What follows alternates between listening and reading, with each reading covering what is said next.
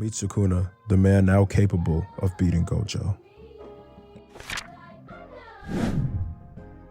With the last few chapters of Jujutsu Kaisen, a lot has happened. Yuji's inevitable power-up, Gojo's ceiling, and finally, Sukuna's takeover.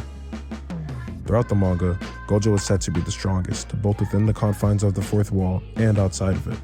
Gege says it's because they want power scaling to be efficient, a clear view of who is at the top. Not gonna lie, the idea of having an irrefutable and distinct representative for who is the most powerful is a pretty valid idea that needs to be explored more throughout other animes. That's not to say that I don't appreciate literary ambiguity, it's just that after seeing so many different anime and manga, I be getting bored. Like, I want something new, I want to breathe, and JJK is a breath of fresh air in the same way that Chainsaw Man is. Some tropes are broken, and even better ones are created. As unanimous MVP of sorcery, the conclusion that Gojo's ceiling is responsible for the Culling Game's foothold is an easy one to make. Coupled with the potential for a world war and Heian-era sorcerers reincarnating, Kenjaku's Aizen-esque planning has almost brewed the perfect storm, with one slight miscalculation: Gojo's inevitable return.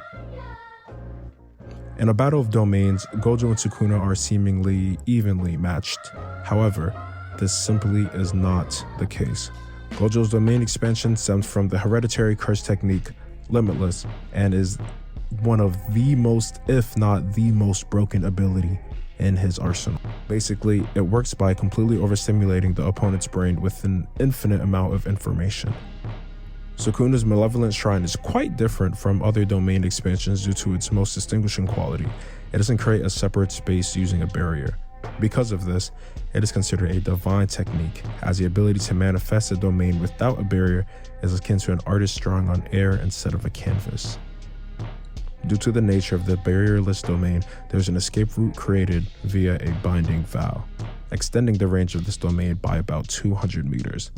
This is a weakness that requires immense strength and the perfect toolset to overcome. With the 6 eyes, Gojo's hyper-awareness will allow him to escape more easily than other victims, essentially negating its usefulness.